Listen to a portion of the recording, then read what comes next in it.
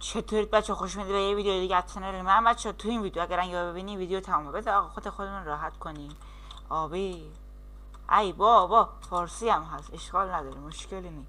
آبی وای دم دیوونه میشم.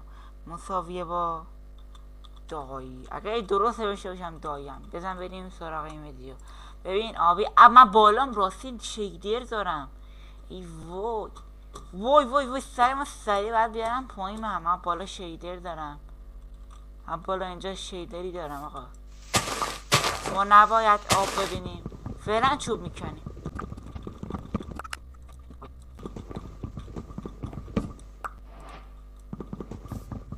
ببینیم چیکار.